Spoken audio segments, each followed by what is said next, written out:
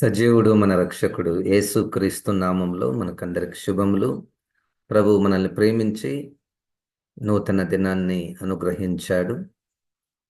ఈ దినము ప్రారంభంలోనే మనం ఆయనను స్తుతించుటకు, ఆయనను మాటలు వినడానికి దేవుడిచ్చిన గొప్ప అవకాశం కొరకై దేవునికి వందనాలు. కీర్తనల గ్రంథము 36వ కీర్తనను ధ్యానం చేస్తున్నాము. దావీదు గారు పరిశుద్ధుడు, ప్రవక్త, రాజు అయినటువంటి దావీదు గారు రాసినటువంటి కీర్తన మొదటి వచనంలో, భక్తిహీనుల హృదయములో అతిక్రమము దేవోక్తి వలె పలుకుచున్నది, వాని దృష్టి ఎదుట దేవుని భయము బొత్తిగా లేదు. భక్తిహీనుల హృదయంలో అతిక్రమము దేవోక్తి వలె పలుకుచున్నది అన్న మాట ఇంతకుముందే మనం ధ్యానం చేశాము. ఇప్పుడు రెండవ భాగంలో, వాని దృష్టి ఎదుట దేవుని భయము బొత్తిగా లేదు. వాని అంటే భక్తిహీనుల దృష్టి ఎదుట దేవుని భయము బొత్తిగా లేదు. భక్తిహీనులు ఎవరు? దేవుని భయము లేనటువంటి వారు. దేవుని భయము నాకుందా లేదా? దావీదు గారి విషయంలో అయితే ఆయనకు బాగా తెలుసు. ప్రతి సమయమందు ప్రతి విషయములో దేవుడు ఉన్నాడు, దేవుడు నన్ను చూస్తున్నాడు. ప్రభా, నీ సన్నిధి నుండి నేను ఎక్కడికి పారిపోగలను? ఆకాశంలోకి ఎక్కినను, పాతాళంలోకి వెళ్ళినను, నువ్వు అక్కడనూ ఉన్నావు. నువ్వు అన్నీ ఎరిగినటువంటి వాడు, నీకు మరుగైనటువంటిది ఏదీ లేదు. కాబట్టి దేవుడు ప్రతి నిమిషము నన్ను చూస్తున్నాడు, నా గురించినటువంటి విషయాలు ఆయన తెలిసినటువంటి వాడు, నా హృదయ అంతరంగంలో నెరిగినటువంటి వాడు అన్న మనస్సు ఎవరికి ఉంటుందో వారిని దేవునికి భయపడువారు అని అంటారు. దేవునికి భయపడువారు భక్తిపరులు. ఇక్కడ భక్తిహీనులకు దేవుని భయము బొత్తిగా లేదు. తన జీవితంలో, దావీదు గారి జీవితంలో, సౌలు రాజు, దేవుని ద్వారా అభిషేకించబడినటువంటి రాజు, ఏర్పాటు చేసుకున్నటువంటి రాజు, ప్రవచించినటువంటి రాజు, నిష్కారణంగా నిర్హేతుకముగా ఏ తప్పు చేయనటువంటి దావీదును చంపాలి అంటే ఇక్కడ ఆయనకు దేవునికి డిస్కనెక్ట్ అయిపోయింది. ఇక అంటే దేవుడు ఉన్నాడు, దేవుడు చూస్తున్నాడు, దేవుడు ప్రతి మాటకు ప్రతి పనికి మనకు తీర్పులోనికి తీసుకొని వస్తాడన్నటువంటి ఆ భయము లేదు. ఆ స్థితికి ఒక్కొక్కసారి మనం వెళ్తూ ఉంటాము. దేవుడు ఉన్నాడు, దేవుడిని నేను నమ్ముచున్నాను, కానీ దేవుడు అంటే భయం లేదు. ఏంటి రుజువేంటి? నాకు దేవుడు అంటే భయం లేదు. రుజువు ఏంటి అంటే, ఇట్లా మనము దేవునికి వ్యతిరేకమైనటువంటి పనులు చేయుట ద్వారా దేవుడు నన్ను చూడడం లేదు అని తలంచి మనము కొన్ని పొరపాట్లు చేయుట ద్వారా దేవుడంటే నాకు భయము లేదు. 1వ అధ్యాయము రోమాపత్రికలో చూడండి, రోమాపత్రికలో 3వ అధ్యాయము 18వ వచనంలో, పరిశుద్ధాత్మ దేవుడు ప్రజలను చివరి దినములలో సాధారణంగా ప్రజలు ఎవరు అన్నటువంటి మాటకు 10వ వచనం నుండి 11వ వచనం నుండి, నీతిమంతుడు లేడు, ఒక్కడును లేడు, గ్రహించువాడెవడును లేడు, దేవుని వెదకువాడును లేడు, అందరును త్రోవ తప్పి ఏకముగా పనికి మాలిన వారైరి, మేలు చేయువాడు లేడు, ఒక్కడైనను లేడు, వారి గొంతుక తెరిచిన సమాధి, తమ నాలుకతో మోసం చేయుదురు, వారి పెదవుల క్రింద సర్ప విషమున్నది, వారి నోటి నిండా శపించుటయు పగయు ఉన్నవి, రక్తము చిందించుటకు వారి పాదములు పరిగెత్తుచున్నవి, నాశనమును కష్టమును వారి మార్గంలో ఉన్నవి, శాంతి మార్గం వారు ఎరగరు, వారి కన్నుల ఎదుట దేవుని భయము లేదు. వారి కనుల ఎదుట దేవుని భయం ఉంటే ఇవన్నీ చెయ్యరు. భక్తిహీనుల దృష్టిలో దేవునికి భయపడరు వారు. అంటే దేవుడు చూస్తున్నాడు, ఇట్టి పనుల విషయంలో దేవుడు తీర్పు తీరుస్తాడు. చూడండి,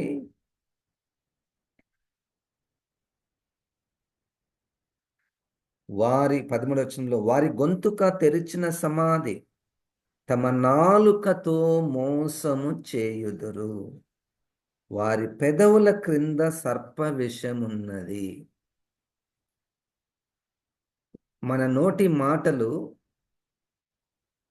ఇతరులను ఎంతగా గాయం చేస్తాయో, ఇబ్బంది పెడతాయో, కృంగదీస్తాయో. కొంతమంది మనం చూస్తుంటాం, ఒక్క మాటతో అవతల వ్యక్తి సూసైడ్ చేసుకుంటారు. అంటే ఈ మాట ఎంత ప్రమాదకరమైనటువంటి మాట. అందుకనే దాని నాలుక కింద సర్ప విషమున్నది. మాటలతో చంపేయవచ్చు. వీళ్ళు మాటల మీద అదుపులో లేనటువంటి వారందరూ కూడా దేవుని భయం లేదు. నోటికి ఎంత వస్తే అంత మాట. అది ఎంతగా అవతల వ్యక్తిని ప్రభావితం చేస్తుంది, ఎంతగా గాయపరుస్తుంది అన్నటువంటి ఆలోచన ఉండదు. అది మనకు యాకోబు గారు 3వ అధ్యాయంలో స్పష్టంగా నాలుక గురించి, దాని యొక్క ప్రమాదం గురించి స్పష్టంగా అక్కడ రాయబడింది. దేవుని భయము లేకపోతే మన నోటి మాటలు మనకు అదుపులో ఉండవు. చూడండి, వారి నోటి నిండా శపించుటయు పగయు ఉన్నవి. 14వ వచనంలో, రోమపత్రిక 3:14లో, వారి నోటి నిండా శపించుటయు పగయు ఉన్నవి. సౌలు మహారాజు సొంత కొడుకును ఎంత చెడ్డ మాట అంటాడు.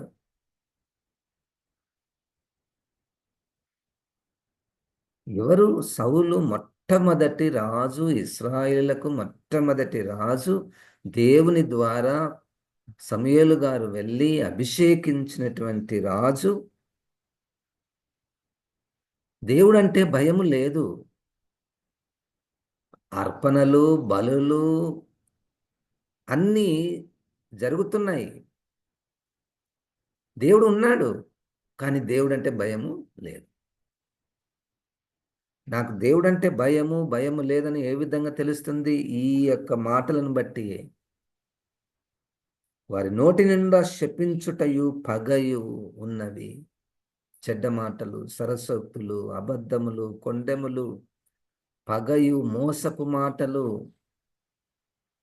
మాటల ద్వారా ఏమైనా చేయొచ్చు అని అనుకుంటా. రక్తము చిందించుటకు వారి పాదములు పరిగెత్తుచున్నవి. ఎవరిని హాని చేయవలనా, ఎవరిని ఇబ్బంది పెట్టవలనా అని పాదములు పరిగెత్తుచుండుట. చాలామందికి పొద్దున్న లేస్తేనే ఇక వాళ్ళు ఒక మైకంలో ఉంటారు, పాపపు మైకంలో ఉంటారు. దేవుడంటే భయము లేదు. నాశనమును కష్టమును వారి మార్గంలో ఉన్నవి, శాంతి మార్గము వారు ఎరుగరు. వారి కనుల ఎదుట దేవుని భయము లేదు.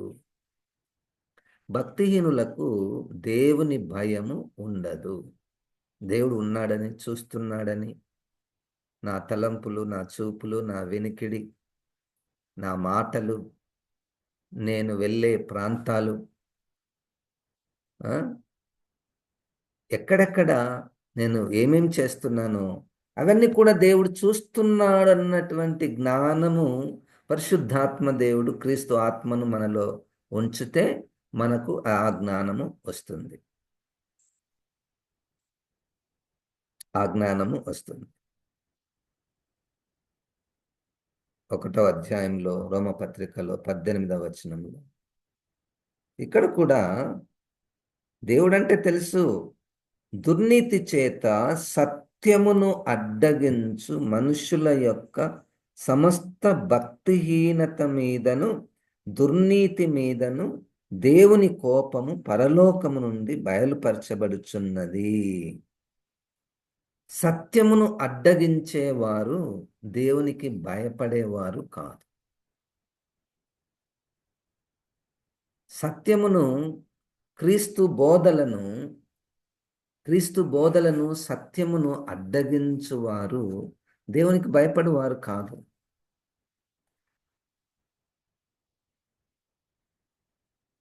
దుర్నీతి మీదను, మనుషుల యొక్క దుర్నీతి. ఎందుకనగా 19వ వచనంలో దేవుని గూర్చి తెలియశక్యమైనది ఏదో అది వారికి మధ్య విషదమైనది, దేవుడు అది వారికి విషదపరచను. ఆయన అదృశ్య లక్షణములు అనగా ఆయన నిత్య శక్తియు దేవత్వమును జగదుత్పత్తి మొదలుకొని సృష్టింపబడిన వస్తువులను ఆలోచించుట వలన తేటబడుచున్నవి గనుక వారు నిరత్తురులై ఉన్నారు. మరియు వారు దేవునిని ఎరిగియు ఆయనను దేవునిగా మహిమపరచలేదు. దేవునిగా మహిమపరచలేదు. ఏదో మనం చేసుకున్న దేవుడు అన్నట్టు. మనం చెప్తే మనం చెప్పిన ప్రకారము వినేటటువంటి దైవం అన్నట్టు. దేవునిగా మహిమపరచలేదు. కృతజ్ఞతాస్తుతులు చెల్లించనూ లేదు గాని తమ వాదముల యందు వ్యర్థులైరి. వారి అవివేక హృదయము అంధకారమాయను. తాము జ్ఞానులమని చెప్పుకొనుచు బుద్ధిహీనులైరి. జ్ఞానులము అని చెప్పుకొనొచ్చు. మేము జ్ఞానులము, నా అంత జ్ఞానము ఎవరికీ ఉండదు అన్నటువంటి మాట వాక్యపు వెలుగులో అది సరిపోవడం లేదు. దేవుడు ఏదైనా మనల్ని ప్రేమించి కొంచెము జ్ఞానం ఇస్తే అది దేవుని ద్వారా మనము పొందుకున్నటువంటిదే. కానీ నాకు జ్ఞానం ఉందని అనుకుని వారు దేవునికి భయపడేవారు కాదు. ఇక వాళ్ళ సొంత శక్తి, సొంత బలము, సొంత జ్ఞానము కలిగి దేవుడు అక్కర్లేదు అన్నట్టుగా జీవిస్తూ ఉంటారు. భక్తిహీనుల యొక్క లక్షణం ఏంటంటే దేవునికి భయపడరు. దేవుడు ఉన్నాడని తెలియదు. మనం చేసే ప్రతి పనికి, ప్రతి ఆలోచనకు దేవుడు తీర్పు తీరుస్తాడన్నటువంటి విషయం కూడా తెలియదు. ఇవి రెండు ఎప్పుడైతే మిస్ అయిపోతాయో ఇక మనకు విచ్చలవిడిగా ఏ తప్పిదం చేయాలంటే ఆ తప్పిదం చేయడానికి వెనకాడము.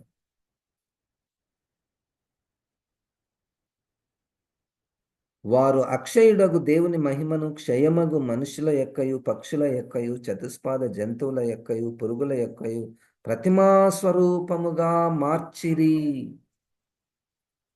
దేవుడు అక్షయుడు. దేవుడు ఆత్మ అయి ఉన్నవాడు.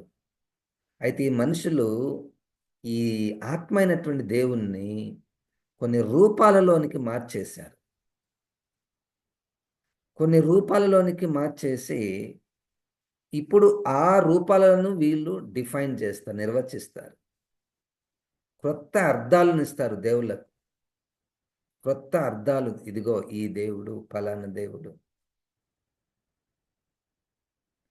వారికి భయము లేదు. దేవుణ్ణి దేవుణ్ణి ఇంకొక రూపంలోనికి, ఇంకొక ఐడియాలజీలోనికి మార్చుట ద్వారా వారు భక్తిహీనులు.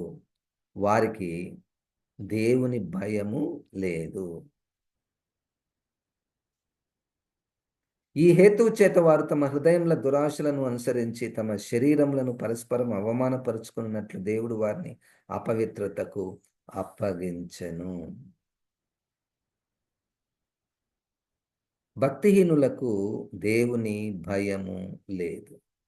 మొదటి సమూయేలు గ్రంథము 2వ అధ్యాయములో 12వ వచనములో, మొదటి సమూయేలు గ్రంథము 2వ అధ్యాయము 12వ వచనము, వీరికి ఏలీ కుమారులు యెహోవాను ఎరుగని వారై మిక్కిలి దుర్మార్గులై ఉండిరి. వాళ్ళు ఉండేదంతా గుడిలోనే, చేసేదంతా పరిచర్యనే. కానీ ఇక్కడ రాయబడింది ఏంటంటే వాళ్ళకు దేవుడు ఎవరో తెలియదు. దేవుడు తెలియకుండా పరిచర్య చేయవచ్చా? చేయవచ్చు. దేవుడు ఎవరో తెలియకుండా అర్పణలను అర్పించవచ్చా? అర్పించవచ్చు. దేవుడు ఎవరో తెలియకుండా ప్రార్థనలు చేయవచ్చా? చేయవచ్చు. దేవుడంటే ఎవరో తెలీదు, భయమే లేదు. జనుల విషయమై యాజకులు చేయుచూ వచ్చిన పని ఏమనగా, ఎవడైనా బలి పశువును వధించిన మీదట మాంసం ఉడుకుచుండగా యాజకుడు నీ వారు 3 ముండ్లు గల కొంకిని తీసుకొని వచ్చి బొరుసులో గాని, తపేలలో గాని, గూనెలో గాని, కుండలో గాని అది గుచ్చినప్పుడు ఆ కొంకి చేత బయటకు వచ్చినదంతయు యాజకుడు తన కొరకు తీసుకొనును. షిలోహుకు వచ్చు ఇశ్రాయేలందరికిని వీరు ఈలాగున చేయుచూ వచ్చిరి. యాజకులు ఎట్లా పోషింపబడేవారు? అప్పుడు అర్పణలు, గొర్రెలు, మేకలు తెచ్చి కట్ చేసి ఉడికిస్తున్నప్పుడు, ఆ ఉడుకుతున్నప్పుడే ఒక రకమైన టూల్‌ని పెట్టి బయటికి తీసి అది యాజకునికి ఇచ్చేటటువంటి వారు.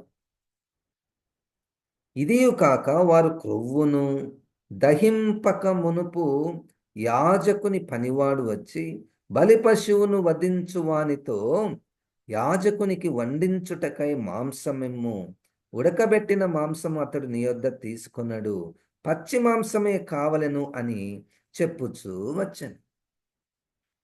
మెల్లగా దేవుని యొక్క భయము పోయింది. క్రమం ఏంటి? నీ యాజకులు పోషించబడతారు. అది దేవుని యొక్క ఆజ్ఞ. వారు గుడి ద్వారానే, దేవాలయం ద్వారానే, సంఘము ద్వారానే పోషించబడతారు. కానీ ఇక్కడ పచ్చి మాంసమే మాకు కావాలి, మా యాజకులకు కావాలి అని పని మనుషులను పంపించుట. ఈ క్షణమందే వారు క్రొవ్వును దహింతురు. తరువాత నీ మనసు వచ్చినంత మట్టుకు తీసుకొని వచ్చునని వానితో ఆ మనిషి చెప్పిన ఎడల వాడు అలాగనవద్దు, ఇప్పుడే ఇయ్యవలెను, లేని ఎడల బలవంతము చేత తీసుకొందునను. ఏలి ఏలి కుమారులు బలవంతము చేత దోచుకొనుట, తీసుకొనుట. దేవుని భయము ఎక్కడ లేదు? గుడిలోనే లేదు. మందసము ఉన్న దగ్గరనే లేదు. ఎవరిలో లేదు? సేవ జరిగిస్తున్నటువంటి వీరిలోనే లేదు. దేవుని భయము బొత్తిగా లేదు. విశ్వాసులు వచ్చి వీళ్ళ దగ్గర ప్రార్థనలు చేసుకొని పోతున్నారు. వీరికి మాత్రం దేవుడంటే భయము లేదు. అదేంటంటే అది ఒక యాంత్రికమైనటువంటి విశ్వాస మతముగా తయారైంది. దేవుడు ఉన్నాడని, దేవుడు చూస్తున్నాడని మనం ఈ విధంగా చేయకూడదు, మనకు రావలసింది ఎలాగూ దేవుడు ఇస్తున్నాడు కదా, మనం ఇక్కడ పోషించబడుతున్నాం కదా అన్నటువంటిది తృప్తి కలిగి ఉండక విశ్వాసులను బలవంతము చేసి వారి దగ్గర దోచుకునేటటువంటి వారికి, వారిని ఏమంటాము బైబిల్ అంటే భక్తిహీనులు. వారికి దేవుడంటే భయము లేదు. వారికి కావలసిందంతా డబ్బే. సేవకులకు కావలసిందంతా డబ్బే. ఏ రకంగానైనా, ఏ రూపంలోనైనా ప్రజల నుంచి బలవంతంగా తీసుకొనుట, కుయుక్తిగా తీసుకొనుట. బలవంతంగా మనకు కనపడదు కానీ కుయుక్తిగా లేనిపోని ఆశలు చూపించి వారి దగ్గర దోచుకొనుట, వారి దగ్గర దోచుకొనుట. దేవుని భయము వారికి బొత్తిగా లేదు. వారు భక్తిహీనులు. అందువలన జనులు యెహోవాకు నైవేద్యము చేయుటయందు అసహ్యపడుటకు ఆ యవ్వనులు కారణమైరి. జనులు యెహోవాకు నైవేద్యం చేయుటయందు అసహ్యపడుటకు ఆ యవ్వనులు. వారికి ఏం అర్థం కావడం లేదు విశ్వాసులు. ఈ కుమారులు కారణమయ్యేరి గనుక వారి పాపము యెహోవా సన్నిధిని బహు గొప్పదాయను. బాలుడైన సమూయేలు నారతో చేయబడిన ఏఫోద్ ధరించుకొని యెహోవాకు పరిచర్య చేయుచుండెను.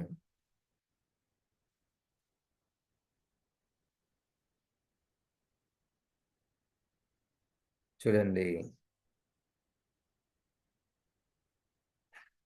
22వ వచనంలో ఏలి బహు వృద్ధుడాయను, ఇశ్రాయేలుకు తన కుమారులు చేసిన కార్యములన్నీ వారు ప్రత్యక్షపు గుడారం యొక్క ద్వారం దగ్గరకు సేవ చేయుటకు వచ్చిన స్త్రీలతో శయనించుటయును, మాట చెవిని పడగా వారిని పిలిచి ఇట్లా నేను ఈ జనుల ముందర మీరు చేసిన చెడ్డ కార్యములు నాకు వినబడినవి, ఇలాంటి కార్యములు మీరు ఎందుకు చేయుచున్నారు? నా కుమారులారా, ఇలాగూ చేయవద్దు, నాకు వినబడినది ఆ మంచిది కాదు. యెహోవా జనులను మీరు అతిక్రమింప చేయుచున్నారు. ఎంత ఘోరమైనటువంటి పాపం! సేవ చేస్తున్నారు, రోజు రోజు అర్పణలు అర్పించాలి, ధూపం వేయాలి, రోజు పాప పరిహారార్థ బలులను, దహన బలులను అర్పించాలి.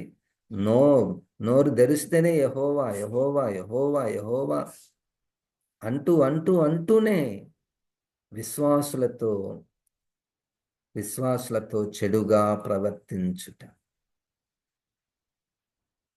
విశ్వాసులతో అసభ్యకరంగా ప్రవర్తించుట. దేవుని భయం ఉందంటారా? సేవ జరుగుతుంది, దేవుని నామము స్మరణ చేయబడుతుంది ప్రతి సమయమందు. అదే సమయంలో అపవిత్ర కార్యములు జరుగుతున్నాయి. దేవుని భయం వీరికి బొత్తిగా లేదు. కాబట్టి మనము ప్రార్థన చేసుకోవాలి. ప్రభువా, నువ్వు నాలో ఉండుము, నువ్వు పరిశుద్ధ దేవుడవు కదా, నువ్వు పరిశుద్ధ దేవుడవు కదా. ఆయన ఉన్నాడని, నేను చేసే ప్రతి పనిని ఆయన చూస్తున్నాడని, అట్టి భయము మనకు కలిగి ఉండడానికి పరిశుద్ధాత్మ దేవుడే సహాయం చేయాలి. 25వ వచనంలో, మొదటి సమూయేలు గ్రంథము 2వ అధ్యాయం 25వ వచనంలో, నరునికి నరుడు తప్పు చేసినడెలా దేవుడు విమర్శ చేయను గాని, ఎవరైనా యెహోవా విషయంలో పాపము చేసినడెలా వాని కొరకు ఎవడు విజ్ఞాపనము చేయును అనెను. నేను నువ్వు కొట్లాడుకుంటే ఇంకొక పెద్ద మనిషి వచ్చి సరి చేయవచ్చు, తీర్పు చేయవచ్చు, సర్ది చెప్పవచ్చు. కానీ నాకు దేవునికే సమస్య ఉంటే, నేను దేవుని ఎడలనే తప్పు చేస్తే ఇంకా మధ్యలో ఎవరు రాగలుగుతారు? దేవునికి నాకు మధ్యలో. మీరు దేవుని పేరట, దేవుని సన్నిధిలో, దేవుని గుడిలోనే మీరు ఇట్టి కార్యములు చేయుచున్నారు. దేవుడంటే భయము లేదు మీకు. దేవుణ్ణి ఉపయోగించుకుంటున్నారు, దేవుని పేరట పోషించబడుతున్నారు, దేవుని పేరట పోషించబడుతున్నారు. సంతృప్తి కలిగినటువంటి జీవితం కాక అపవిత్రమైనటువంటి కార్యములు చేయుచున్నారంటే అర్థం ఏంటంటే వీరికి దేవుడు ఉన్నాడన్న విషయం కూడా మర్చిపోయారు.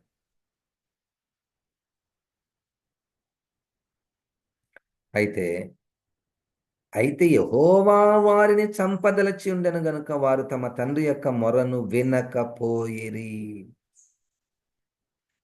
వీళ్ళ డెస్టినీ నిర్ణయం అయిపోయింది, వీళ్ళని ఎట్లా చంపాలి దేవుడు నిర్ణయం చేసుకున్నాడు. అప్పుడు ఇక వారికి పశ్చాత్తాప మనసు వచ్చే అవకాశం లేదు. ఇంకా పశ్చాత్తాప మనసు వచ్చే అవకాశం లేదు. దేవుడు వారిని శిక్షకు గురి చేయడానికి తీర్మానం చేసుకున్నాడు కాబట్టి ఇక తండ్రి చెప్పినా వినరు, తల్లి చెప్పినా వినరు, ఎవరు చెప్పినా వినరు.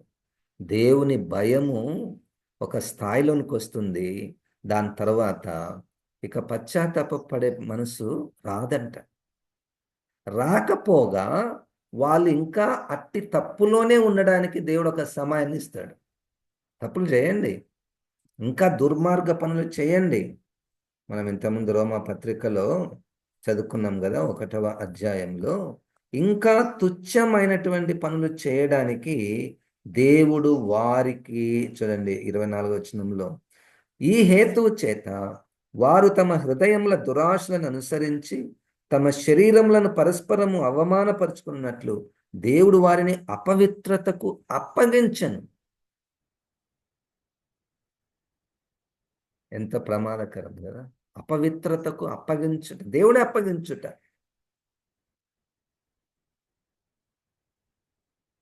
కొంతమంది ఎంత ఎంత ఎంత కాలం గడిచినా అదే దేవునిని ఎరగనటువంటి స్థితిలో, దేవునికి భయపడనటువంటి స్థితిలో, అదే తప్పుడు కార్యములలో ఉంటూ ఉంటూ ఉంటారు. ఎవరు చెప్పినా వినరు, వినరు, వినరు. వినకపోతే గుర్తించుకుందాము. 2 విషయాలు గుర్తించుకుందాం. దేవుడు వారిని అట్టి పనులు చేయడానికి అప్పగించాడని.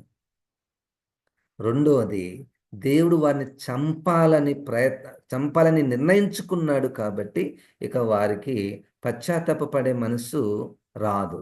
అవకాశం కూడా దేవుడు ఇవ్వడు. భక్తిహీనులకు దేవుడంటే భయము లేదు. ఆత్మదేవుడంటే భయము లేదు. అట్టివారు దేవుని సత్యమును అసత్యమునకు మార్చి సృష్టికర్తకు ప్రతిగా సృష్టమును పూజించి సేవించిరి. యుగ యుగముల వరకు ఆయన స్తోత్రార్హుడై ఉన్నాడు. ఆమెన్. సత్యమును అసత్యమునకు మార్చేటటువంటి వారికి దేవుడు అంటే భయం లేదు. ఈజీగా మార్చేస్తారు వారు. దేవుని పేరటనే మార్చేస్తారు. మత్తయి సువార్తలో 15వ అధ్యాయంలో 7వ వచనములో మనుషులు కల్పించిన పద్ధతులను దైవోపదేశములని వారు బోధిస్తారు. వారికి దేవుడంటే భయం లేదు. మనం ఏం నిర్ణయం తీసుకుంటున్నాం, ఏం చేస్తున్నాము అన్నటువంటిది వారికి గ్రహింపు ఉండదు. దేవుడంటే భయం లేదు. భక్తిహీనులకు దేవుడంటే భయము లేదు. సృష్టమును పూజించి అందువలన దేవుడు తుచ్చమైన అభిలాషలకు వారిని అప్పగించను. వారి స్త్రీలు సైతము స్వాభావికమైన ధర్మమును విడిచి స్వాభావిక విరుద్ధమైన ధర్మమును అనుసరించిరి. తుచ్చమైన పనులు చేయడానికి దేవుడే అప్పగించాడు. ఈ ఏలి కుమారులను ఎంత దీర్ఘశాంతము కలిగి ఉన్నాడో దేవుడు వారి పట్ల. అయ్యా, మనకు గుడి లేదు, ఆ షీలోహులో మందస్సం మాత్రమే ఉన్నది. ప్రజలందరూ కూడా ఎన్నో ప్రాంతాల నుంచి ఇక్కడికి వస్తున్నారు. వారు దేవుని కార్యం కొరకై వాళ్ళు ఇక్కడికి వస్తున్నారు, ఆరాధన చేయడానికి వస్తున్నారు. మరి ఈ గుడిలో దేవుని భయం ఉందా? ఈ గుడిలో, ఈ సహవాసములో దేవుని భయం ఉందా? ఇష్టారాజ్యముగా మేమే యాజకులమని, మేమే ప్రధాన యాజకులమని ఏది తలంపుకొస్తే అది చేసుకుంటా పోతూ దేవుని నామమునకు అవమానము తీసుకొని వస్తున్నామా? రోమపత్రిక 2వ అధ్యాయము 24వ వచనములో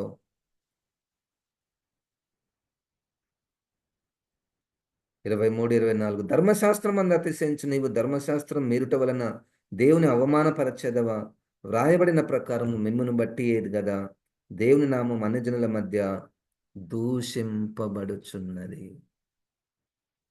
దేవుని నామము అన్యజనుల మధ్య దూషింపబడుచున్నది. ఇది దేవుని సంఘమని, ఇది దేవుడు కొన్నటువంటి సంఘమని, దేవుడు రక్తం ఇచ్చి రక్తం కార్చి కొన్నటువంటి సంఘము అని ఇస్తే, ఇది నా సంఘమని నా ఇష్టం వచ్చినట్టు చేస్తుంటే దేవుడంటే భయం లేదు వాళ్ళకు. ఈ పదం ఒక్కటి చాలు, నా సంఘము అంటే చాలు, అవుట్. దేవుడంటే భయం లేదు వాళ్ళకు. బైబిల్లో ఎక్కడ కూడా నా సంఘం నీ సంఘం ఉండదు కదా. ఇది క్రీస్తు రక్తం కాచి కొన్నటువంటి సంఘమని ఎన్నిసార్లు ఎంత స్పష్టంగా రాయబడినా వీళ్ళు కళ్ళు మూయబడి నా సంఘము మా సంఘం. అప్పుడేమైతుంది తెలుసా? ఇక దేవుడంటే భయం ఉండదు. ఎన్ని అపవిత్రమైన కార్యాలు జరగాలంటే అన్ని జరిగిస్తాం. ఎన్ని అసహ్యమైనటువంటి కార్యములు జరిగించాలంటే అన్ని జరిగిస్తాం. ఎన్ని సత్యమునకు అసత్యముగా మార్చి దేవునికి విరోధముగా భయపడినటువంటి స్థితిలోనికి వస్తారు. పరిశుద్ధాత్మ దేవుడు క్రీస్తు ఆత్మను మనలో ఉంచి అన్ని విషయములలో మనము దేవునికి లెక్క అప్పగించాలి. భయముతో, మనము వణుకుతో మన రక్షణను కొనసాగించుకోవాలి. పరిశుద్ధాత్మ దేవుడు అట్టి కృప మనకు దయచేయునుగాక. జీవం గల దేవ, వాక్యమైన ప్రభా, ఈ మాటలను ప్రభా నాలో మాలో ఫలింపచేయమని యేసుక్రీస్తు నామమున ప్రార్థిస్తున్నాము తండ్రి. ఆమెన్. ఇప్పుడు మన పరమ తండ్రి అయిన దేవుని యొక్క ప్రేమ, ప్రభైన క్రీస్తు కృప, పరిశుద్ధాత్మ దేవుని యొక్క సహవాసము మనకందరికీ సదాకాలము తోడై ఉండునుగాక. ఆమెన్. దేవుడు మనల్ని దీవించునుగాక.